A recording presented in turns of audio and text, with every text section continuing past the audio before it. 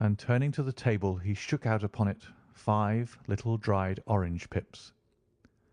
"This is the envelope," he continued. "The postmark is London, Eastern Division. Within are the very words which were upon my father's last message, K, K, K. And then put the papers on the sundial." "What have you done?" asked Holmes. "Nothing."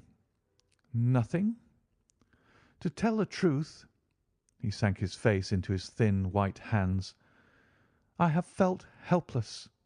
I have felt like one of those poor rabbits when the snake is writhing towards it. I seem to be in the grasp of some resistless, inexorable evil which no foresight and no precautions can guard against." "Tut, tut!" cried Sherlock Holmes. "You must act, man, or you are lost. Nothing but energy can save you. This is no time for despair." "I have seen the police." "Ah!" "But they listened to my story with a smile. I am convinced that the inspector has formed the opinion that the letters are all practical jokes, and that the deaths of my relations were really accidents, as the jury stated, and were not to be connected with the warnings." Holmes shook his clenched hands in the air. "Incredible imbecility!" he cried. "They have, however, allowed me a policeman, who may remain in the house with me." "Has he come with you to-night?" "No, his orders were to stay in the house." Again Holmes raved in the air. "Why did you come to me?" he cried. "And above all, why did you not come at once?" "I did not know. It was only to-day that I spoke to Major Prendergast about my troubles, and was advised by him to come to you." "It is really 2 days since you had the letter. We should have acted before this. You have no further evidence, I suppose, than that which you have placed before us? No suggestive detail which might help us?" "There is one thing," said John Openshaw. He rummaged in his coat pocket, and drawing out a piece of discoloured blue-tinted paper, he laid it out upon the table. "I have some remembrance," said he, "that on the day when my uncle burned the papers, I observed that the small unburned margins which lay amid the ashes were of this particular colour. I found this single sheet upon the floor of his room, and I am inclined to think that it may be one of the papers which has, perhaps, fluttered out from among the others, and in that way has escaped destruction. Beyond the mention of pips, I do not see that it helps us much. I think myself that it is a page from some private diary. The writing is undoubtedly my uncle's." Holmes moved the lamp, and we both bent over the sheet of paper, which showed by its ragged edge that it had indeed been torn from a book. It was headed March, 1869, and beneath were the following enigmatical notices: 4th, Hudson came, same old platform.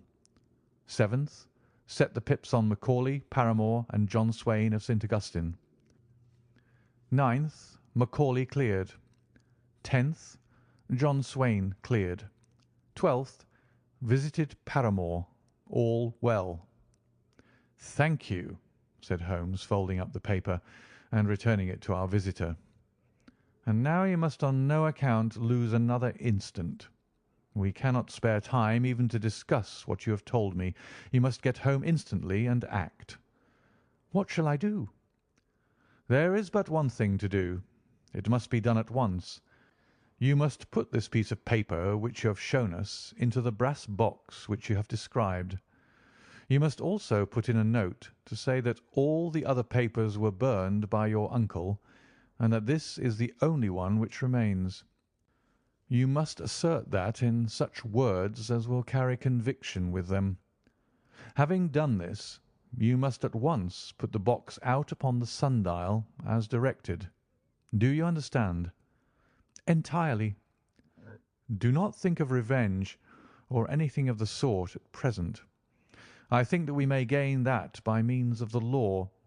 But we have our web to weave, while theirs is already woven. The first consideration is to remove the pressing danger which threatens you. The second is to clear up the mystery and to punish the guilty parties." "I thank you," said the young man, rising and pulling on his overcoat. "You have given me fresh life and hope. I shall certainly do as you advise." "Do not lose an instant. And above all take care of yourself in the meanwhile, for I do not think that there can be a doubt that you are threatened by a very real and imminent danger. How do you go back?" "By train from Waterloo." "It is not yet 9. The streets will be crowded, so I trust that you may be in safety. And yet you cannot guard yourself too closely." "I am armed." "That is well. Tomorrow I shall set to work upon your case." "I shall see you at Horsham, then?" "No. Your secret lies in London. It is there that I shall seek it." "Then I shall call upon you in a day or in 2 days with news as to the box and the papers. I shall take your advice in every particular." He shook hands with us and took his leave. Outside the wind still screamed and the rain splashed and pattered against the windows. This strange wild story seemed to have come to us from amid the mad elements, blown in upon us like a sheet of seaweed in a gale, and now to have been reabsorbed by them once more. Sherlock Holmes sat for some time in silence, with his head sunk forward and his eyes bent upon the red glow of the fire. Then he lit his pipe, and leaning back in his chair, he watched the blue smoke rings as they chased each other up to the ceiling. "I think, Watson," he remarked at last, "that of all our cases we have had none more fantastic than this. Save perhaps the sign of 4. Well, yes, save perhaps that.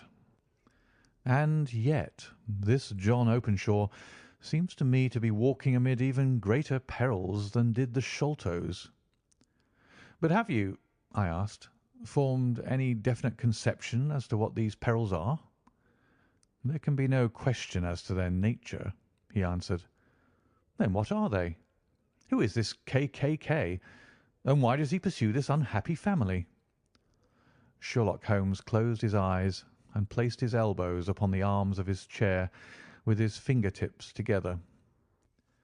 "The ideal reasoner," he remarked, "would, when he had once been shown a single fact in all its bearings, deduce from it not only the chain of events which led up to it, but also all the results which would follow from it.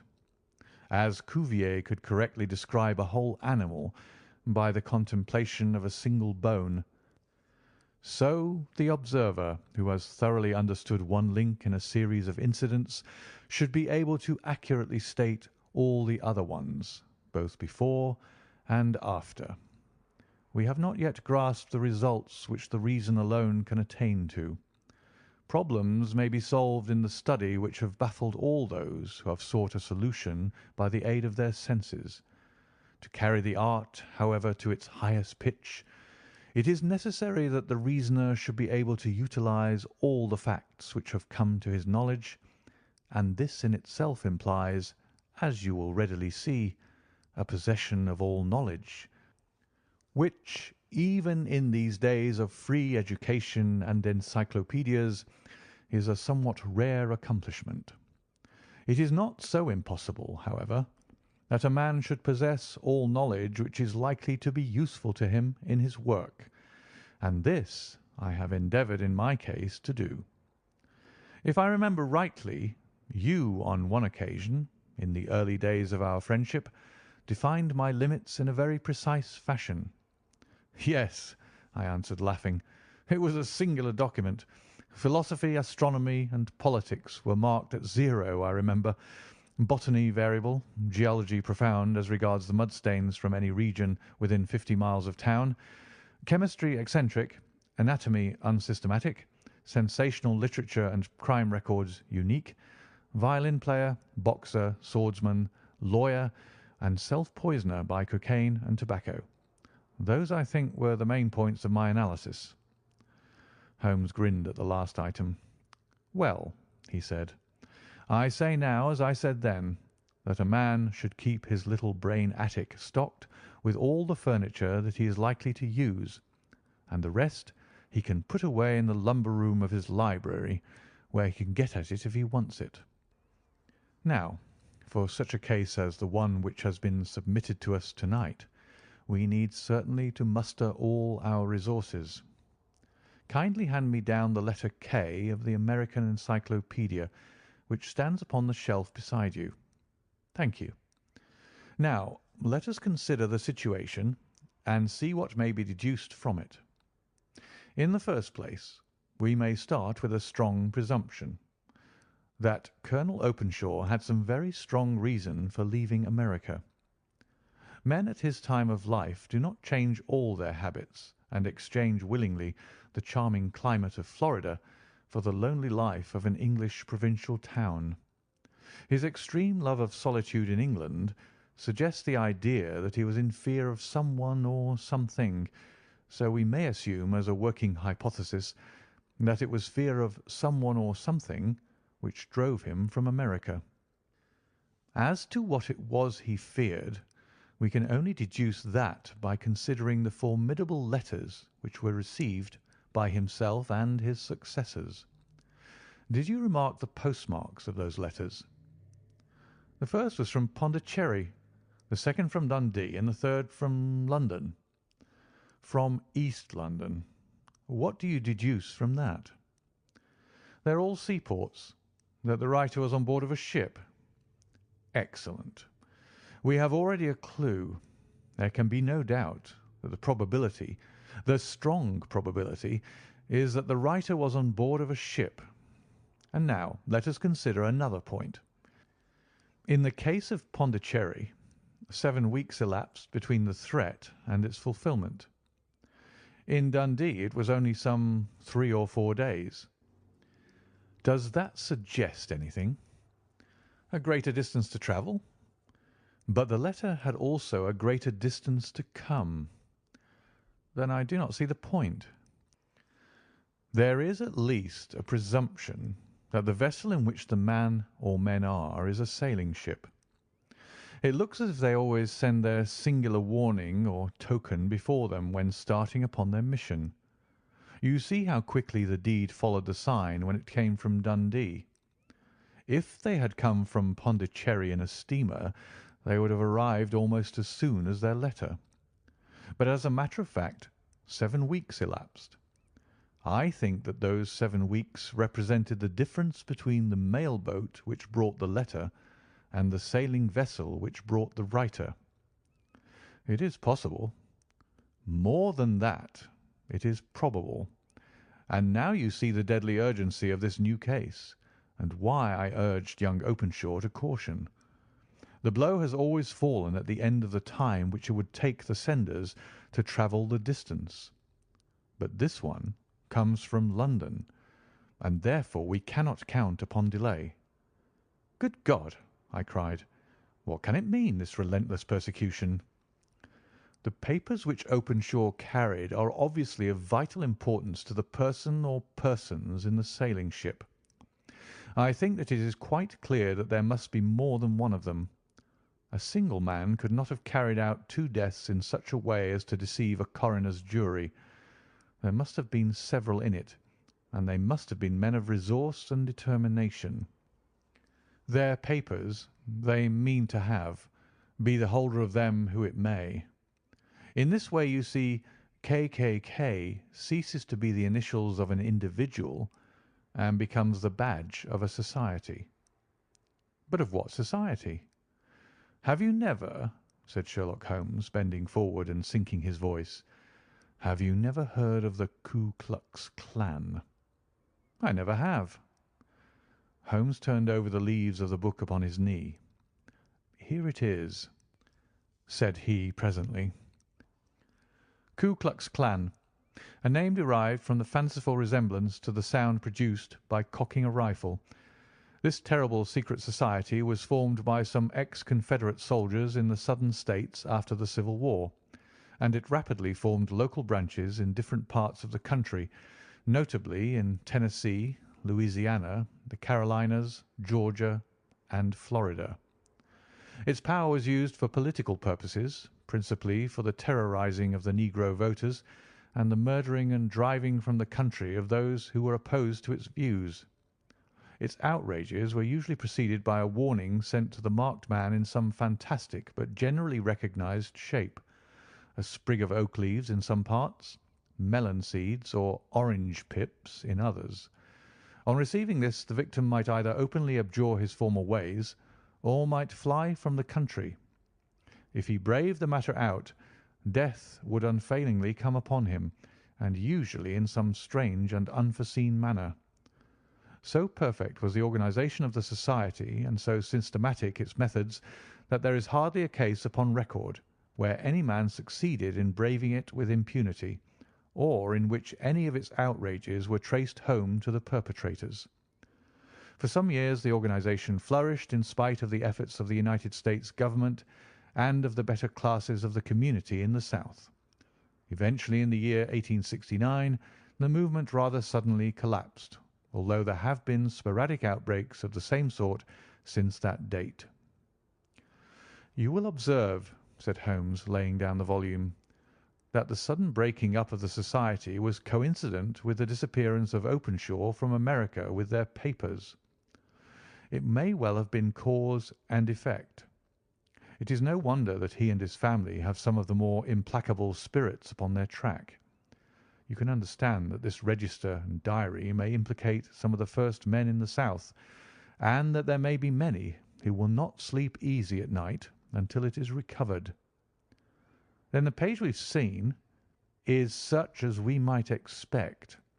It ran, if I remember right, sent the pips to A, B, and C, that is, sent the society's warning to them. Then there are successive entries that A and B cleared or left the country, and finally that C was visited with, I fear, a sinister result for C. Well, I think, Doctor, that we may let some light into this dark place, and I believe that the only chance young Openshaw has in the meantime is to do what I have told him. There is nothing more to be said or to be done to-night, so hand me over my violin, and let us try to forget for half an hour the miserable weather and the still more miserable ways of our fellow men." It had cleared in the morning, and the sun was shining with a subdued brightness through the dim veil which hangs over the great city. Sherlock Holmes was already at breakfast when I came down. "You will excuse me for not waiting for you," said he. "I have, I foresee, a very busy day before me in looking into this case of young Openshaw's." "What steps will you take?" I asked. "It will very much depend upon the results of my first inquiries. I may have to go down to Horsham after all." "You will not go there first?" "No, I shall commence with the city. Just ring the bell, and the maid will bring up your coffee." As I waited, I lifted the unopened newspaper from the table and glanced my eye over it. It rested upon a heading which sent a chill to my heart. "Holmes," I cried, "you are too late." "Ah," said he, laying down his cup, "I feared as much. How was it done?" He spoke calmly, but I could see that he was deeply moved. "My eye caught the name of Openshaw and the heading 'Tragedy near Waterloo Bridge.' Here is the account.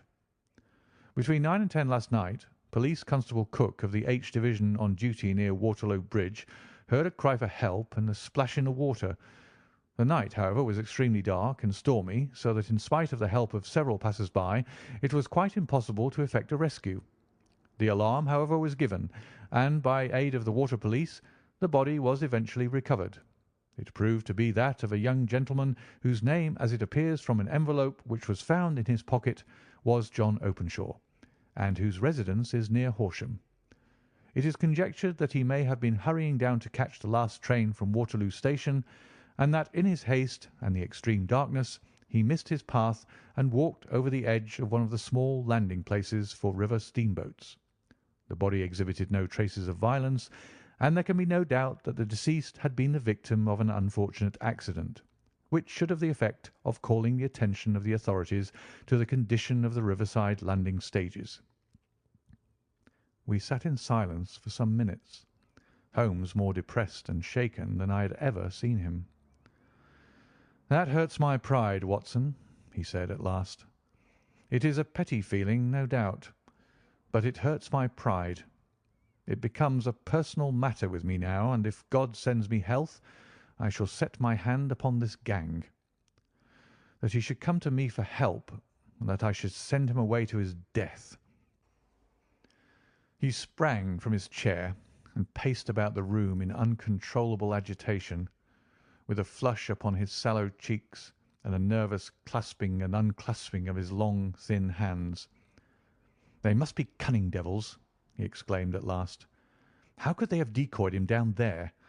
The embankment is not on the district line to the station. The bridge, no doubt, was too crowded, even on such a night, for their purpose. Well, Watson, we shall see who will win in the long run. I am going out now." "To the police?" "No. I shall be my own police. When I have spun the web they may take the flies, but not before." All day I was engaged in my professional work, and it was late in the evening before I returned to Baker Street. Sherlock Holmes had not come back yet. It was nearly 10 o'clock before he entered, looking pale and worn. He walked up to the sideboard, and tearing a piece from the loaf, he devoured it voraciously, washing it down with a long draught of water. "You are hungry?" I remarked. "Starving. It had escaped my memory. I have had nothing since breakfast." "Nothing?" "Not a bite. I had no time to think of it." "And how have you succeeded?" "Well, you have a clue?" "I have them in the hollow of my hand. Young Openshaw shall not long remain unavenged. Why, Watson, let us put their own devilish trademark upon them. It is well thought of." "What do you mean?" He took an orange from the cupboard, and tearing it to pieces, he squeezed out the pips upon the table. Of these he took 5 and thrust them into an envelope. On the inside of the flap he wrote S.H. for J.O. Then he sealed it and addressed it to Captain James Calhoun, Bark Lone Star, Savannah, Georgia. "That will await him when he enters port," said he, chuckling. "It may give him a sleepless night. He'll find it as sure a precursor of his fate as Openshaw did before him." "And who is this Captain Calhoun?" "The leader of the gang. I shall have the others, but he first." "How did you trace it, then?" He took a large sheet of paper from his pocket, all covered with dates and names. "I have spent the whole day," said he, "over Lloyd's registers and files of the old papers, following the future career of every vessel which touched at Pondicherry in January and February in '83. There were 36 ships of fair tonnage which were reported there during those months. Of these, one, the Lone Star, instantly attracted my attention, since, although it was reported as having cleared from London, the name is that which is given to one of the states of the Union. Texas, I think. I was not and am not sure which, but I knew that the ship must have an American origin." "What then?" "I searched the Dundee records, and when I found that the barque Lone Star was there in January '85, my suspicion became a certainty. I then inquired as to the vessels which lay at present in the port of London."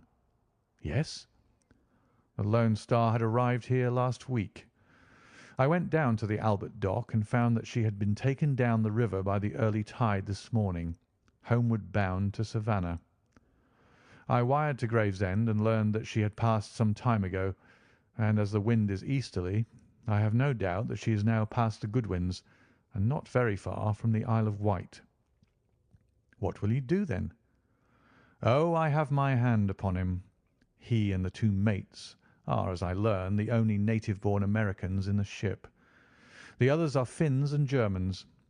I know also that they were all 3 away from the ship last night. I had it from the stevedore, who's been loading their cargo. By the time that their sailing ship reaches Savannah, the mail-boat will have carried this letter, and the cable will have informed the police of Savannah that these three gentlemen are badly wanted here upon a charge of murder. There is ever a flaw, however, in the best laid of human plans, and the murderers of John Openshaw were never to receive the orange pips which would show them that another, as cunning and as resolute as themselves, was upon their track. Very long and very severe were the equinoctial gales that year.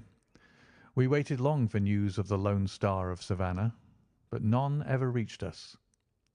We did at last hear that somewhere, far out in the Atlantic, a shattered stern post of a boat was seen swinging in the trough of a wave, with the letters L.S. carved upon it.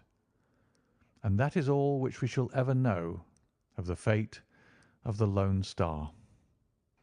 End of the 5 Orange Pips.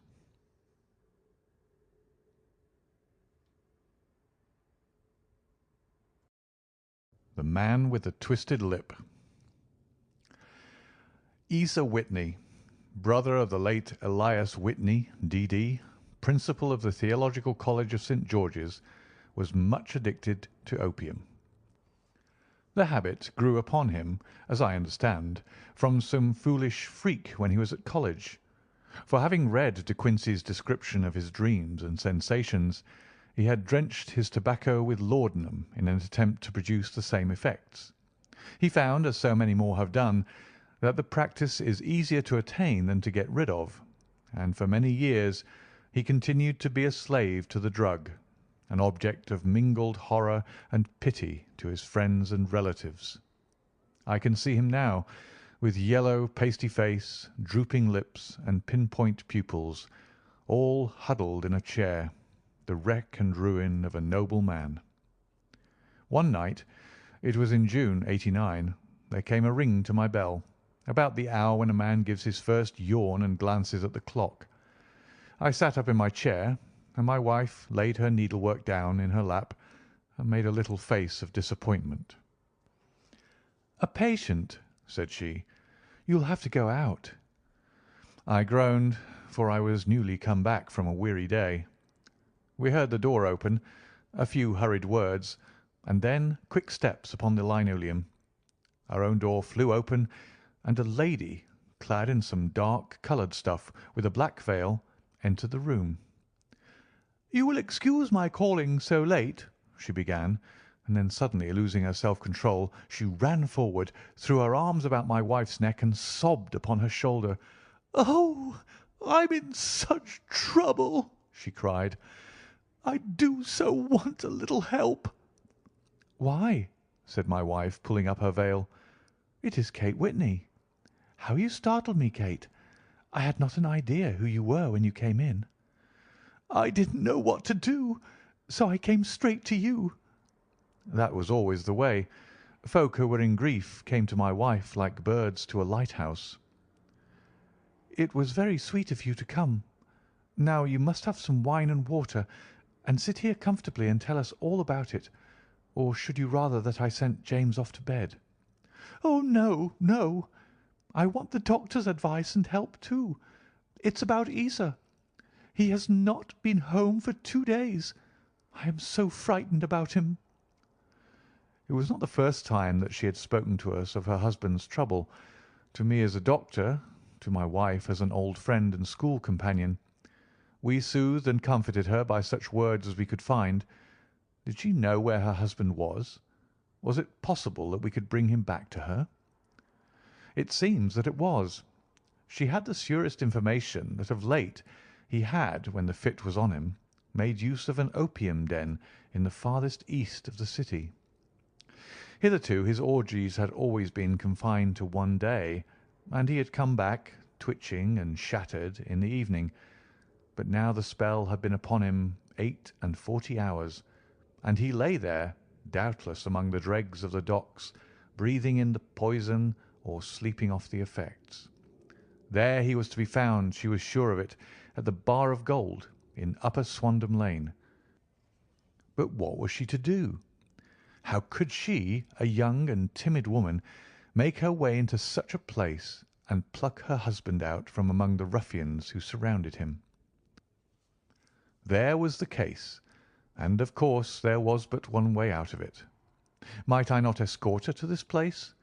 And then, as a second thought, why should she come at all? I was Isa Whitney's medical adviser, and as such I had influence over him. I could manage it better if I were alone. I promised her on my word that I would send him home in a cab within 2 hours, if he were indeed at the address which she had given me. And so in 10 minutes I had left my armchair and cheery sitting-room behind me, and was speeding eastward in a hansom on a strange errand, as it seemed to me at the time, though the future only could show how strange it was to be. But there was no great difficulty in the first stage of my adventure. Upper Swandam Lane is a vile alley lurking behind the high wharves which line the north side of the river to the east of London Bridge. Between a slop shop and a gin shop, approached by a steep flight of steps leading down to a black gap like the mouth of a cave, I found the den of which I was in search. Ordering my cab to wait, I passed down the steps, worn hollow in the centre by the ceaseless tread of drunken feet, and by the light of a flickering oil lamp above the door I found the latch and made my way into a long, low room, thick and heavy with the brown opium smoke, and terraced with wooden berths like the forecastle of an emigrant ship. Through the gloom one could dimly catch a glimpse of bodies lying in strange, fantastic poses, bowed shoulders, bent knees, heads thrown back, and chins pointing upward, with here and there a dark, lack-lustre eye turned upon the newcomer. Out of the black shadows there glimmered little red circles of light, now bright, now faint, as the burning poison waxed or waned in the bowls of the metal pipes. The most lay silent, but some muttered to themselves and others talked together in a strange, low, monotonous voice, their conversation coming in gushes, and then suddenly tailing off into silence, each mumbling out his own thoughts and paying little heed to the words of his neighbour. At the farther end was a small brazier of burning charcoal, beside which, on a three-legged wooden stool, there sat a tall, thin old man, with his jaw resting upon his two fists and his elbows upon his knees, staring into the fire. As I entered, a sallow Malay attendant had hurried up with a pipe for me and a supply of the drug, beckoning me to an empty berth. "Thank you, I have not come to stay," said I. "There is a friend of mine here, Mr. Isa Whitney, and I wish to speak with him." There was a movement and an exclamation from my right, and peering through the gloom, I saw Whitney, pale, haggard, and unkempt, staring out at me. "My God, it's Watson," said he. He was in a pitiable state of reaction, with every nerve in a twitter. "I say, Watson, what o'clock is it?" "Nearly 11. "Of what day?" "Of Friday, June 19th. "Good heavens! I thought it was Wednesday." "It is Wednesday. What do you want to frighten a chap for?" He sank his face onto his arms and began to sob in a high treble key. "I tell you that it is Friday, man. Your wife has been waiting this 2 days for you. You should be ashamed of yourself." "So I am. But you've got mixed, Watson, for I've only been here a few hours. 3 pipes, 4 pipes, I forgot how many. But I'll go home with you. I wouldn't frighten Kate. Poor little Kate. Give me your hand. Have you a cab?" "Yes, I have one waiting." "Then I shall go in it. But I must owe something.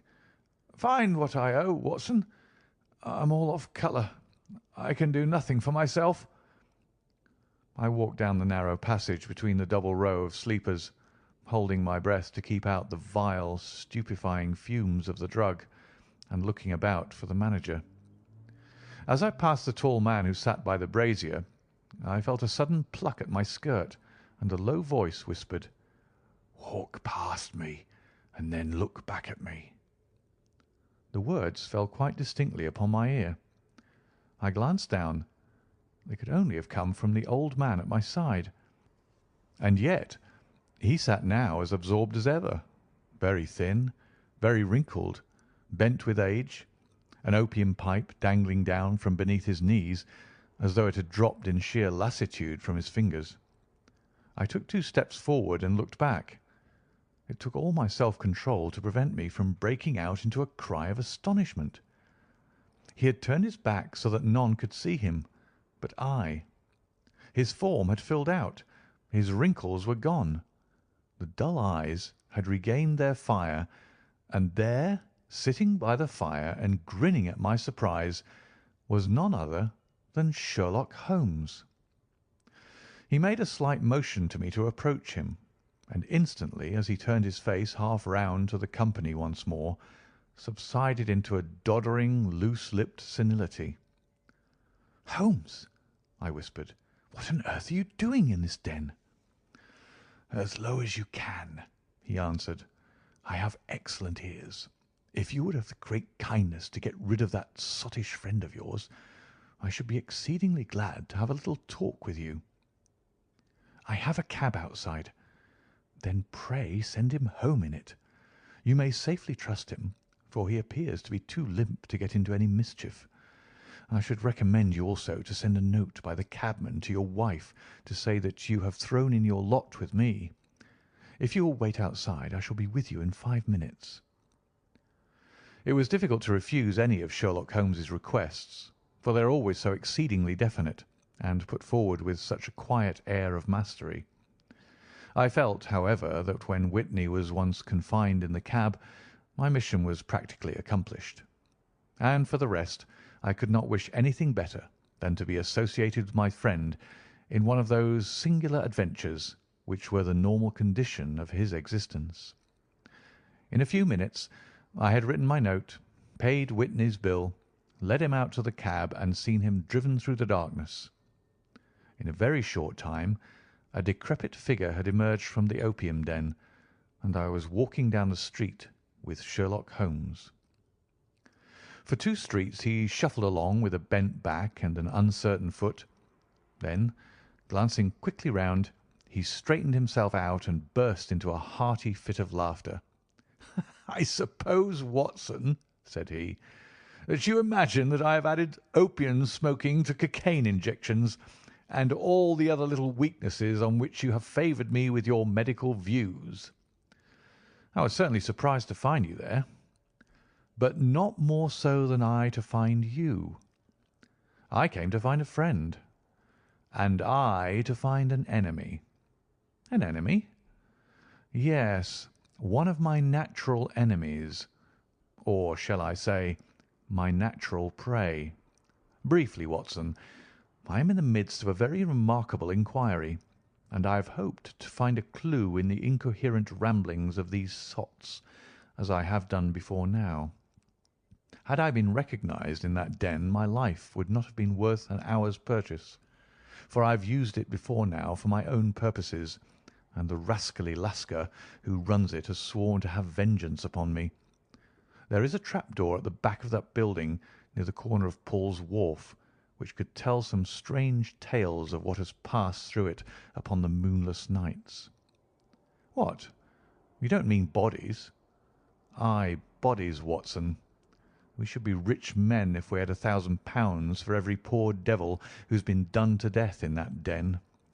It is the vilest murder trap on the whole riverside, and I fear that Neville St. Clair has entered it never to leave it more. But our trap should be here."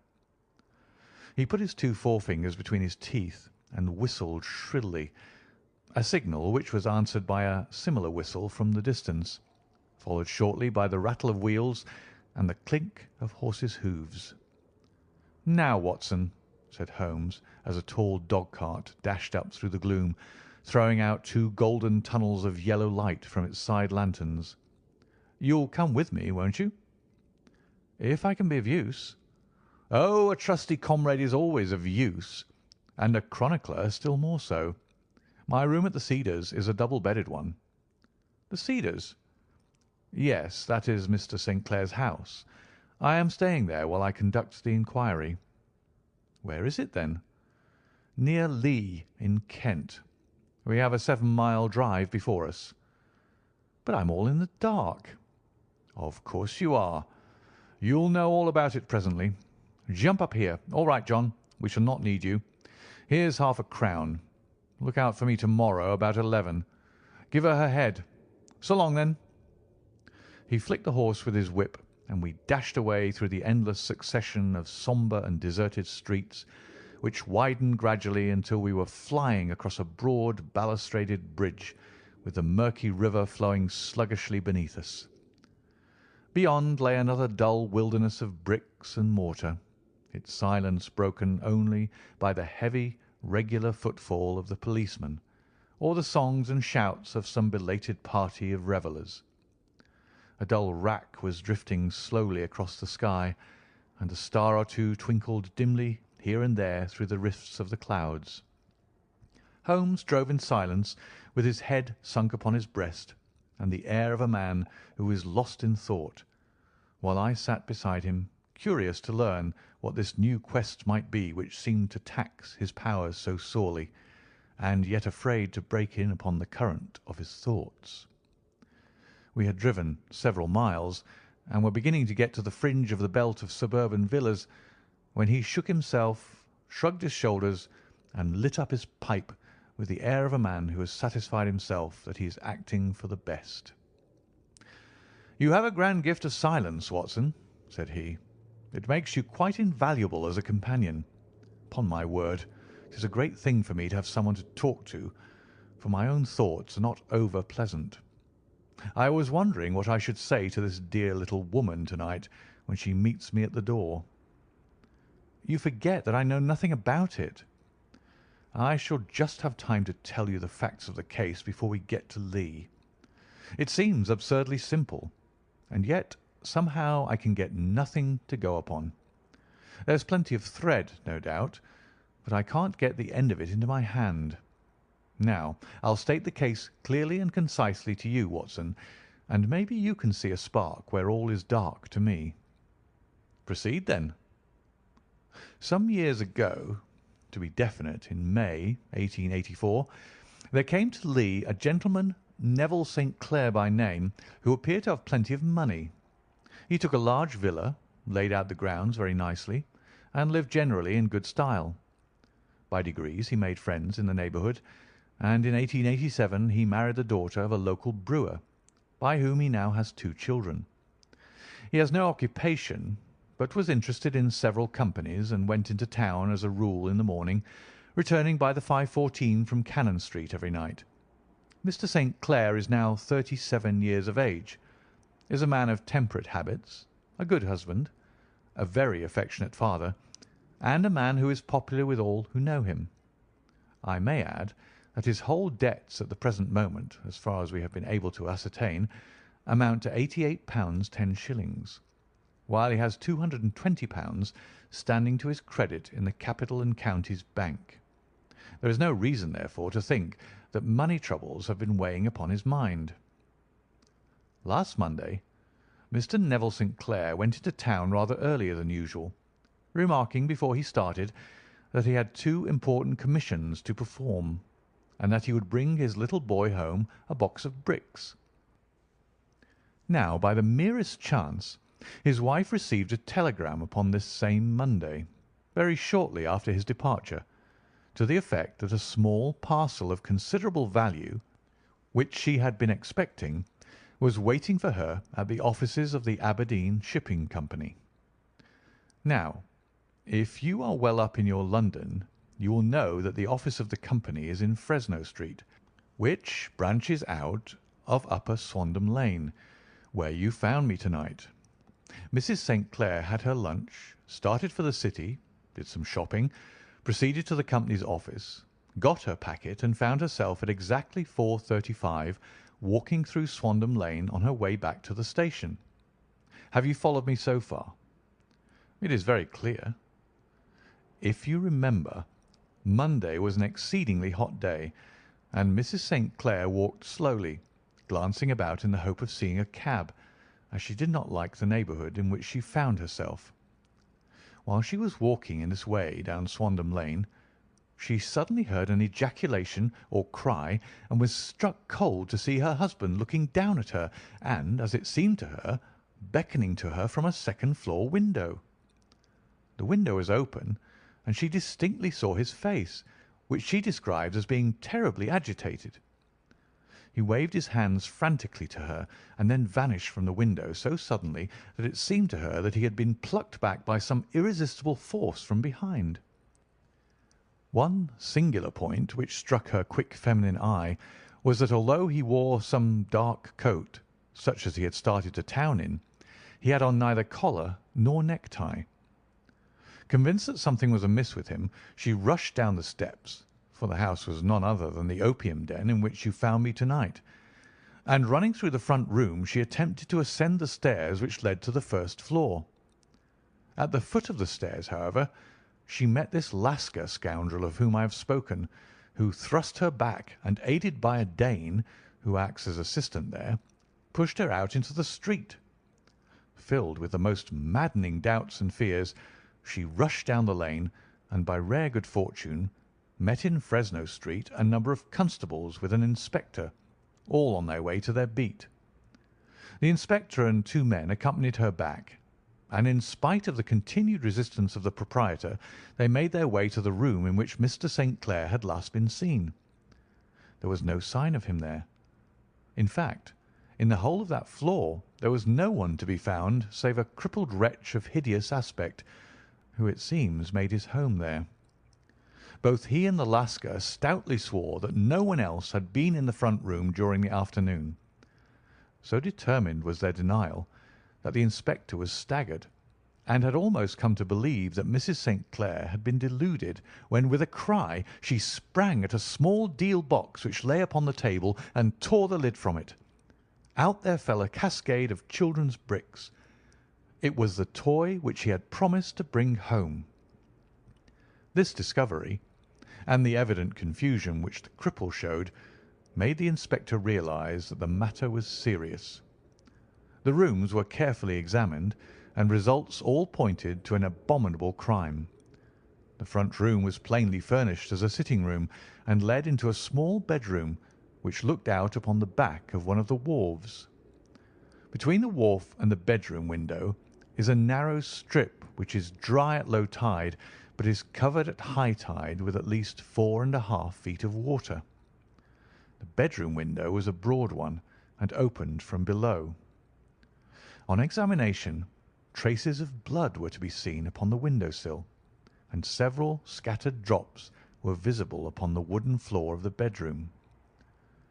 Thrust away behind a curtain in the front room were all the clothes of Mr. Neville St. Clair, with the exception of his coat. His boots, his socks, his hat, and his watch, all were there. There were no signs of violence upon any of these garments, and there were no other traces of Mr. Neville St. Clair.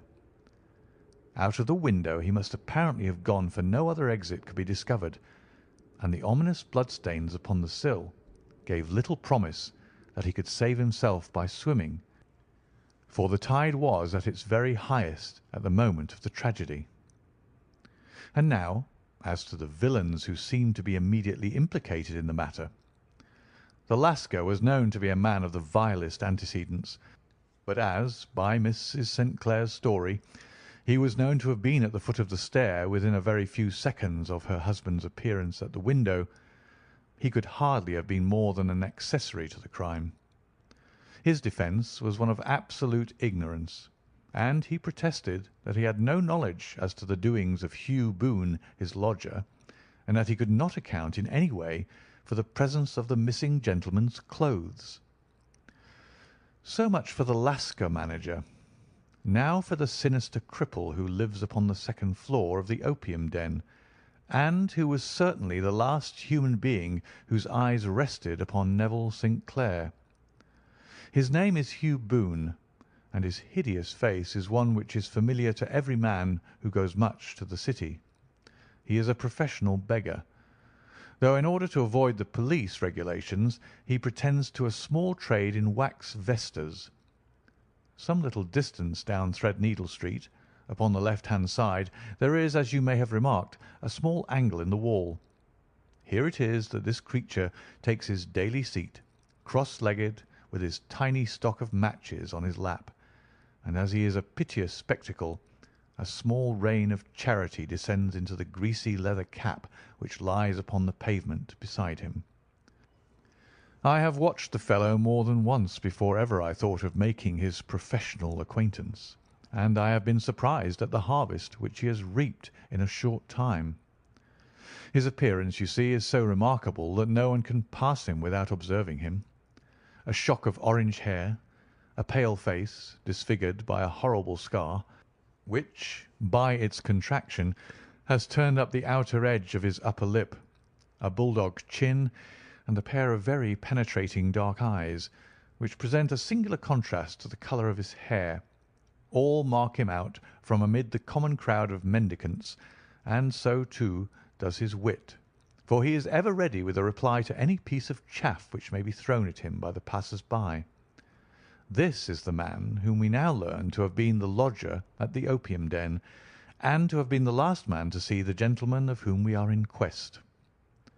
"But a cripple," said I. "What could he have done single-handed against a man in the prime of life?" "He is a cripple in the sense that he walks with a limp, but in other respects he appears to be a powerful and well-nurtured man. Surely your medical experience would tell you, Watson, that weakness in one limb is often compensated for by exceptional strength in the others. Pray continue your narrative." "Mrs. St. Clair had fainted at the sight of the blood upon the window, and she was escorted home in a cab by the police, as her presence could be of no help to them in their investigations. Inspector Barton, who had charge of the case, made a very careful examination of the premises, but without finding anything which threw any light upon the matter. One mistake had been made in not arresting Boone instantly, as he was allowed some few minutes during which he might have communicated with his friend the Lascar, but this fault was soon remedied, and he was seized and searched without anything being found which could incriminate him. There were, it is true, some blood stains upon his right shirt sleeve, but he pointed to his ring finger, which had been cut near the nail, and explained that the bleeding came from there, adding that he had been to the window not long before, and that the stains which had been observed there came doubtless from the same source. He denied strenuously having ever seen Mr. Neville St. Clair, and swore that the presence of the clothes in his room was as much a mystery to him as to the police. As to Mrs. St. Clair's assertion that she had actually seen her husband at the window, he declared that she must have been either mad or dreaming. He was removed, loudly protesting, to the police station, while the inspector remained upon the premises in the hope that the ebbing tide might afford some fresh clue. And it did, though they hardly found upon the mud bank what they had feared to find. It was Neville St. Clair's coat, and not Neville St. Clair, which lay uncovered as the tide receded. And what do you think they found in the pockets? I cannot imagine. No, I don't think you would guess. Every pocket stuffed with pennies and halfpennies, 421 pennies and 270 halfpennies. It was no wonder that it had not been swept away by the tide. But a human body is a different matter. There is a fierce eddy between the wharf and the house. It seemed likely enough that the weighted coat had remained when the stripped body had been sucked away into the river. But I understand that all the other clothes were found in the room. Would the body be dressed in a coat alone? No, sir, but the facts might be met speciously enough. Suppose that this man Boone had thrust Neville St. Clair through the window. There is no human eye which could have seen the deed. What would he do then? It would, of course, instantly strike him that he must get rid of the tell-tale garments. He would seize the coat then, and be in the act of throwing it out, when it would occur to him that it would swim and not sink. He has little time, for he has heard the scuffle downstairs when the wife tried to force her way up, and perhaps he has already heard from his Lascar confederate that the police are hurrying up the street. There is not an instant to be lost. He rushes to some secret hoard where he has accumulated the fruits of his beggary, and he stuffs all the coins upon which he can lay his hands into the pockets to make sure of the coat's sinking. He throws it out, and would have done the same with the other garments, had not he heard the rush of steps below and only just had time to close the window when the police appeared. It certainly sounds feasible. Well, we will take it as a working hypothesis for want of a better. Boone, as I have told you, was arrested and taken to the station, but it could not be shown that there had ever before been anything against him. He had for years been known as a professional beggar, but his life appeared to have been a very quiet and innocent one.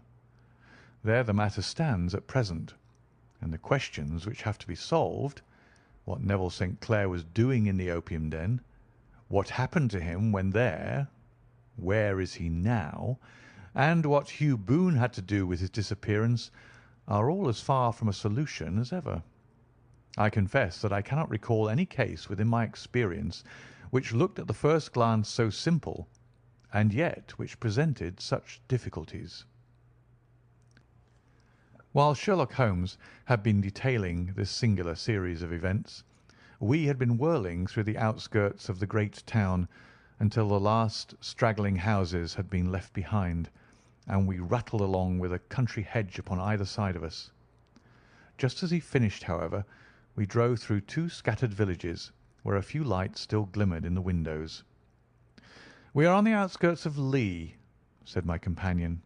"We have touched on 3 English counties in our short drive, starting in Middlesex, passing over an angle of Surrey, and ending in Kent. See that light among the trees? That is the Cedars, and beside that lamp sits a woman whose anxious ears have already, I have little doubt, caught the clink of our horses' feet." "But why are you not conducting the case from Baker Street?" I asked. "Because there are many inquiries which must be made out here. Mrs. St. Clair has most kindly put 2 rooms at my disposal, and you may rest assured that she will have nothing but a welcome for my friend and colleague. I hate to meet her, Watson, when I have no news of her husband. Here we are. Whoa there! Whoa!" We had pulled up in front of a large villa which stood within its own grounds. A stable boy had run out to the horse's head, and springing down, I followed Holmes up the small, winding gravel drive which led to the house. As we approached, the door flew open, and a little blonde woman stood in the opening, clad in some sort of light mousseline de soie, with a touch of fluffy pink chiffon at her neck and wrists. She stood with her figure outlined against the flood of light, one hand upon the door, one half raised in her eagerness, her body slightly bent, her head and face protruded, with eager eyes and parted lips, a standing question. "Well," she cried, "well!" And then, seeing that there were 2 of us, she gave a cry of hope which sank into a groan as she saw that my companion shook his head and shrugged his shoulders. "No good news?" "None." "No bad?" "No." "Thank God for that. But come in. You must be weary, for you have had a long day." "This is my friend Dr. Watson. He has been of most vital use to me in several of my cases, and a lucky chance has made it possible for me to bring him out and associate him with this investigation." "I am delighted to see you," said she, pressing my hand warmly. "You will, I am sure, forgive anything that you may be wanting in our arrangements when you consider the blow which has come so suddenly upon us." "My dear madam," said I am an old campaigner, and if I were not, I can very well see that no apology is needed. If I can be of any assistance, either to you or to my friend here, I shall be indeed happy." "Now, Mr. Sherlock Holmes," said the lady as we entered a well-lit dining-room, upon the table of which a cold supper had been laid out, "I should very much like to ask you 1 or 2 plain questions, to which I beg that you will give a plain answer." "Certainly, madam." "Do not trouble about my feelings. I am not hysterical, nor given to fainting. I simply wish to hear your real opinion." "Upon what point?" "In your heart of hearts, do you think that Neville is alive?" Sherlock Holmes seemed to be embarrassed by the question. "Frankly now," she repeated, standing upon the rug and looking keenly down at him as he leaned back in a basket chair. "Frankly, then, madam, I do not." You think that he is dead? I do. Murdered? I don't say that. Perhaps. And on what day did he meet his death? On Monday. Then perhaps, Mr. Holmes, you will be good enough to explain how it is that I have received a letter from him to-day. Sherlock Holmes sprang out of his chair as if he had been galvanized. "What?" he roared. Yes, to-day. She stood smiling, holding up a little slip of paper in the air. "May I see it?" Certainly. He snatched it from her in his eagerness, and smoothing it out upon the table, he drew over the lamp and examined it intently. I had left my chair and was gazing at it over his shoulder. The envelope was a very coarse one, and was stamped with the Gravesend postmark, and with the date of that very day, or rather of the day before, for it was considerably after midnight. "Coarse writing," murmured Holmes. "Surely this is not your husband's writing, madam?" No, but the enclosure is. I perceive also that whoever addressed the envelope had to go and inquire as to the address. How can you tell that? The name, you see, is in perfectly black ink, which has dried itself. The rest is of the greyish colour, which shows that blotting paper had been used. If it had been written straight off and then blotted, none would be of a deep black shade. This man has written the name, and there has then been a pause before he wrote the address, which can only mean that he was not familiar with it. It is, of course, a trifle, but there is nothing so important as trifles. Let us now see the letter. Ha! There has been an enclosure here." Yes, there was a ring. His signet ring. "And you are sure that this is your husband's hand?" One of his hands. "One?" His hand when he wrote hurriedly. It is very unlike his usual writing, and yet I know it well. "Dearest, do not be frightened. All will come well. There is a huge error which it may take some little time to rectify. Wait in patience. Neville." Written in pencil upon the fly-leaf of a book, octavo size, no watermark. Posted to-day in Gravesend by a man with a dirty thumb. Ha!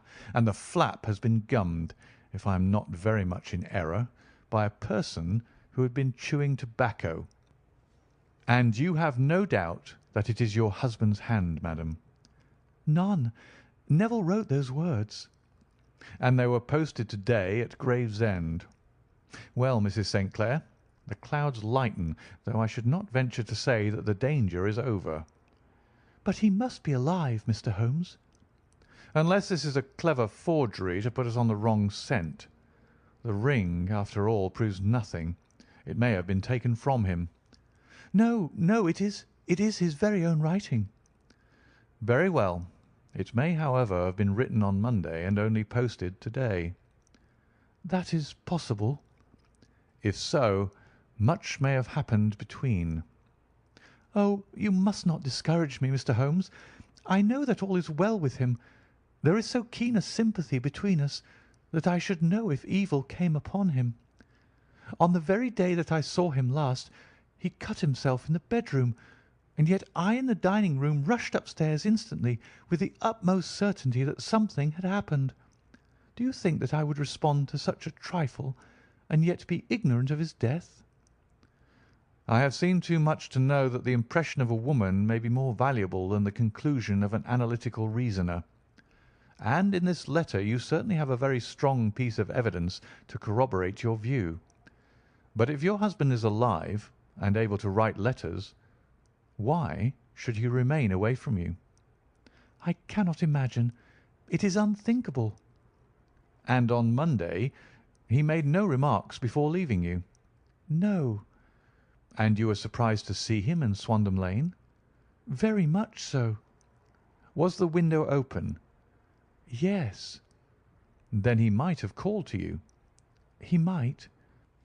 "He only, as I understand, gave an inarticulate cry." Yes. "A call for help, you thought?" Yes, he waved his hands. "But it might have been a cry of surprise." Astonishment at the unexpected sight of you might cause him to throw up his hands." "It is possible." "And you thought he was pulled back?" "He disappeared so suddenly." "He might have leapt back. You did not see anyone else in the room?" "No, but this horrible man confessed to having been there, and the Lascar was at the foot of the stairs." "Quite so. Your husband, as far as you could see, had his ordinary clothes on?" "But without his collar or tie. I distinctly saw his bare throat." "Had he ever spoken of Swandam Lane?" "Never." "Had he ever showed any signs of having taken opium?" "Never." "Thank you, Mrs. St. Clair. Those are the principal points about which I wish to be absolutely clear. We shall now have a little supper and then retire, for we may have a very busy day to-morrow." A large and comfortable double-bedded room had been placed at our disposal, and I was quickly between the sheets, for I was weary after my night of adventure. Sherlock Holmes was a man, however, who, when he had an unsolved problem upon his mind, would go for days and even a week without rest, turning it over, rearranging his facts, looking at it from every point of view until he had either fathomed it or convinced himself that his data were insufficient. It was soon evident to me that he was now preparing for an all-night sitting. He took off his coat and waistcoat, put on a large blue dressing-gown, and then wandered about the room, collecting pillows from his bed and cushions from the sofa and armchairs. With these he constructed a sort of Eastern divan, upon which he perched himself cross-legged, with an ounce of shag tobacco and a box of matches laid out in front of him.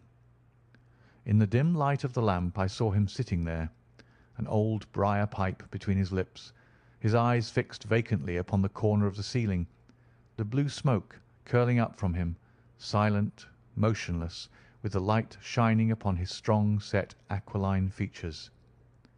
So he sat as I dropped off to sleep. And so he sat when a sudden ejaculation caused me to wake up, and I found the summer sun shining into the apartment.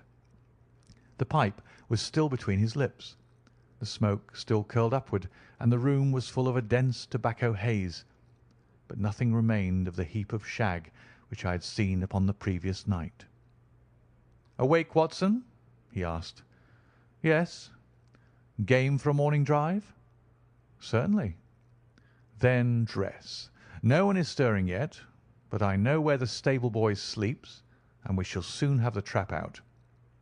He chuckled to himself as he spoke, his eyes twinkled, and he seemed a different man to the sombre thinker of the previous night.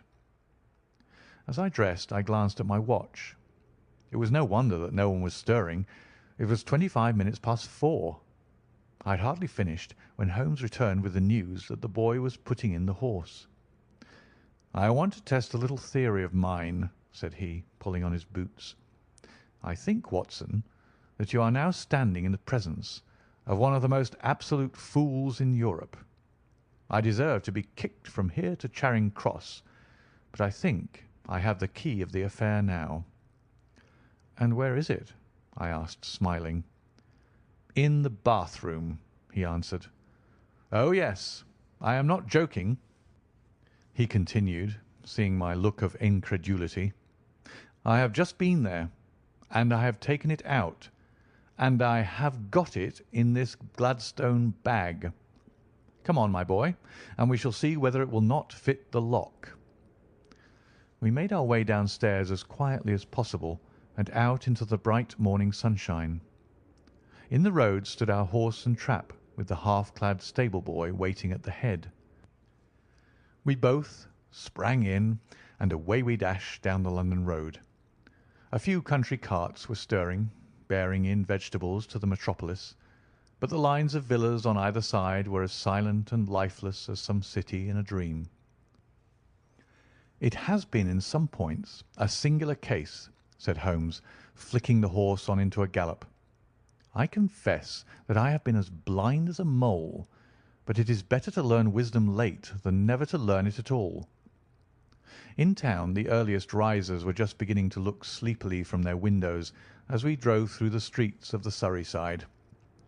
Passing down the Waterloo Bridge Road, we crossed over the river, and dashing up Wellington Street, wheeled sharply to the right and found ourselves in Bow Street. Sherlock Holmes was well known to the force, and the two constables at the door saluted him. One of them held the horse's head, while the other led us in. "Who is on duty?" asked Holmes.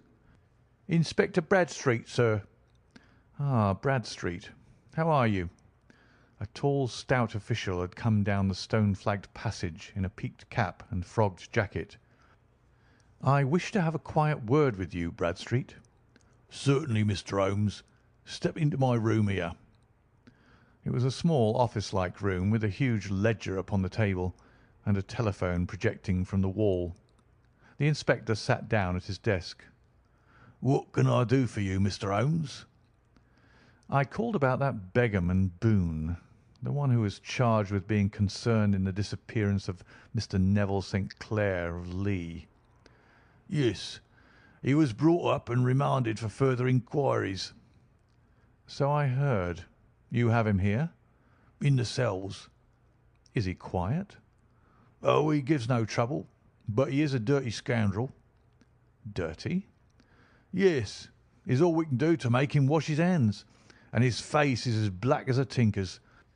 Well, once his case has been settled, he'll have a regular prison bath, and I think, if you saw him, you'd agree with me that he needed it." "I should like to see him very much." "Would you? That's easily done. Come this way. You can leave your bag." "No, I think that I'll take it." "Very good. Come this way, if you please." He led us down a passage, opened a barred door, passed down a winding stair, and brought us to a whitewashed corridor with a line of doors on each side. "The third on the right is his," said the inspector. "Here it is." He quietly shot back a panel in the upper part of the door and glanced through. "He is asleep," said he. "You can see him very well." We both put our eyes to the grating.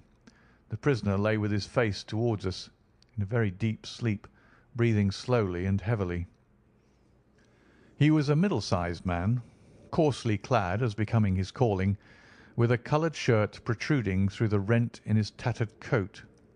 He was, as the inspector had said, extremely dirty, but the grime which covered his face could not conceal its repulsive ugliness. A broad wheal from an old scar ran right across it from eye to chin, and by its contraction had turned up one side of the upper lip, so that 3 teeth were exposed in a perpetual snarl. A shock of very bright red hair grew low over his eyes and forehead. "He's a beauty, isn't he?" said the inspector. "He certainly needs a wash," remarked Holmes. "I had an idea that he might, and I took the liberty of bringing the tools with me." He opened the Gladstone bag as he spoke, and took out, to my astonishment, a very large bath sponge. He! You are a funny one," chuckled the inspector. "Now, if you will have the great goodness to open that door very quietly, we will soon make him cut a much more respectable figure." "Well, I don't know why not," said the inspector. "He doesn't look a credit to the Bow Street cells, does he?" He slipped his key into the lock, and we all very quietly entered the cell. The sleeper half turned and then settled down once more into a deep slumber. Holmes stooped to the water jug, moistened his sponge, and then rubbed it twice vigorously across and down the prisoner's face. "Let me introduce you," he shouted, "to Mr. Neville St. Clair of Lee in the county of Kent." Never in my life have I seen such a sight. The man's face peeled off under the sponge like the bark from a tree. Gone was the coarse brown tint. Gone, too, was the horrid scar which had seamed it across and the twisted lip which had given the repulsive sneer to the face.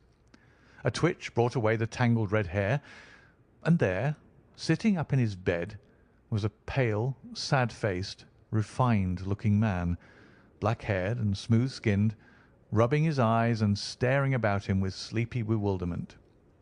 Then suddenly, realizing the exposure, he broke into a scream and threw himself down with his face to the pillows.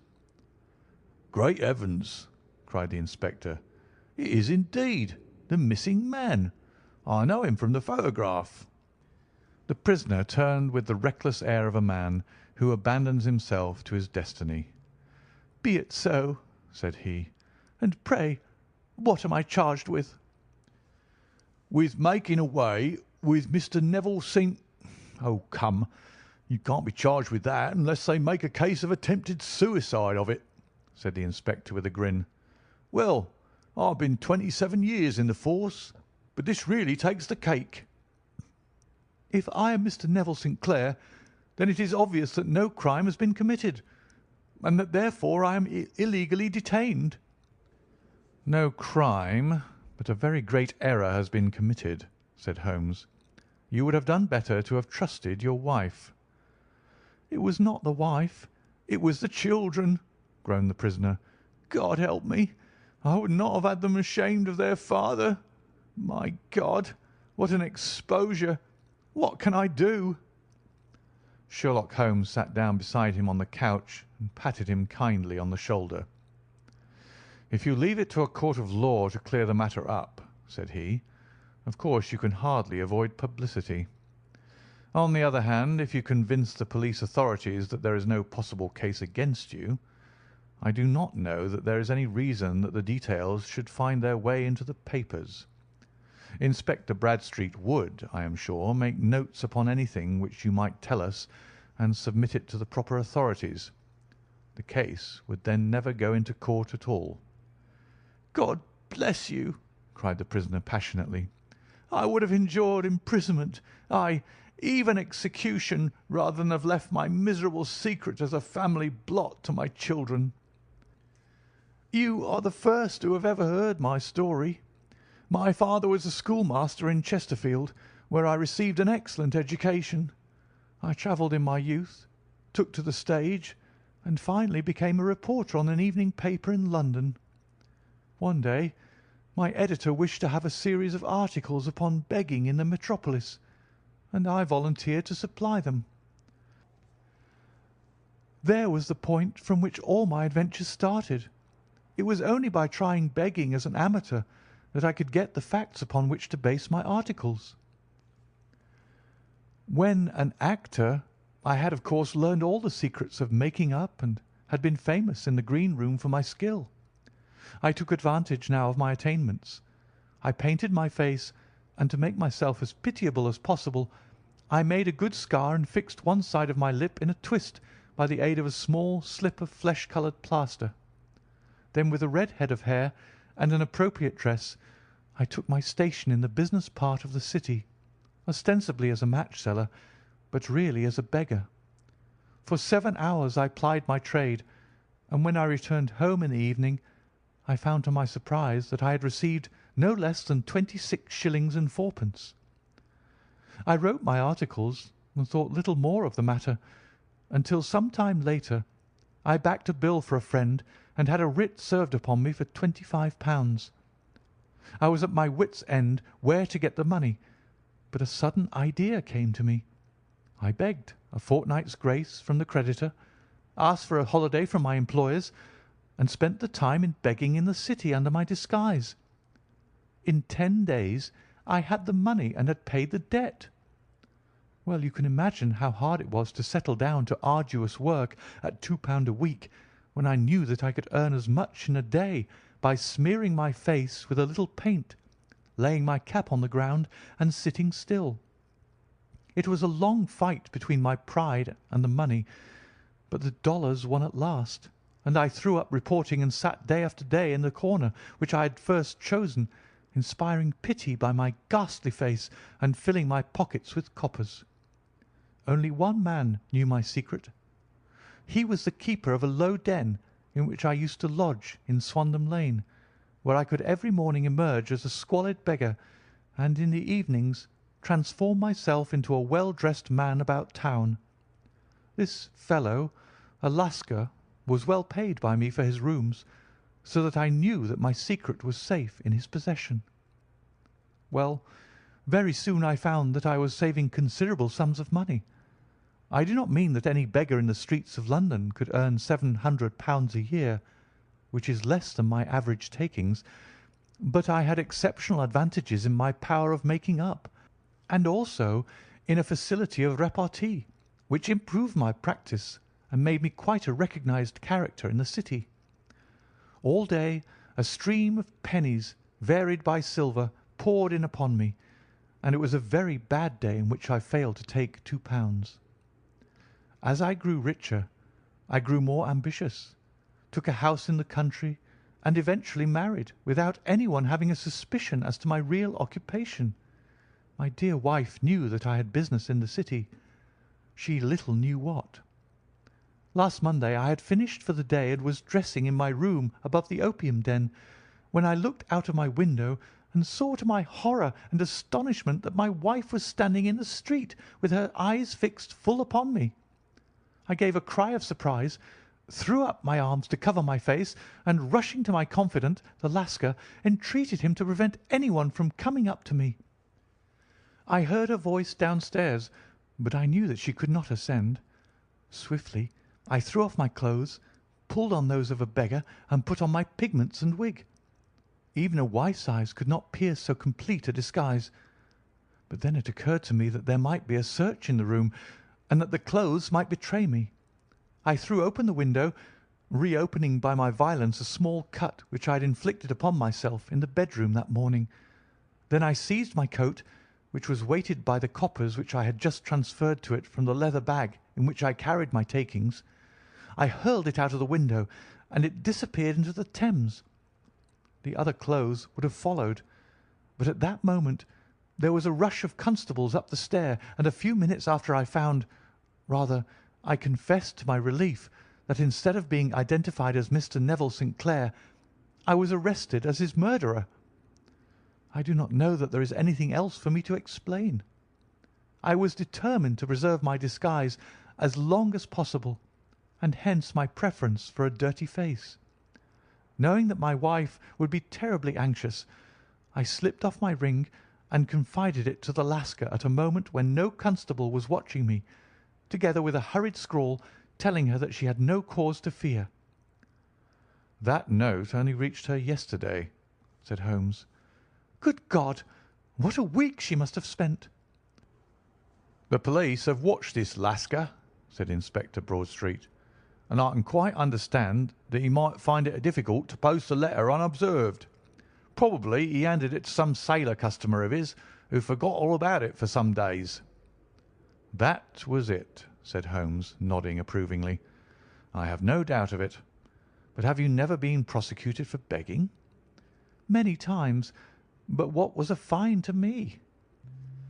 "It must stop here, however," said Broadstreet. "If the police are to hush this thing up, there must be no more of Hugh Boone." I have sworn it by the most solemn oaths which a man can take. "In that case, I think that it is probable that no further steps may be taken. But if you are found again, then all must come out. I am sure, Mr. Holmes, that we are very much indebted to you for having cleared the matter up. I wish I knew how you reached your results." "I reached this one," said my friend, "by sitting upon 5 pillows and consuming an ounce of shag. I think, Watson, that if we drive to Baker Street, we shall just be in time for breakfast." End of The Man with the Twisted Lip.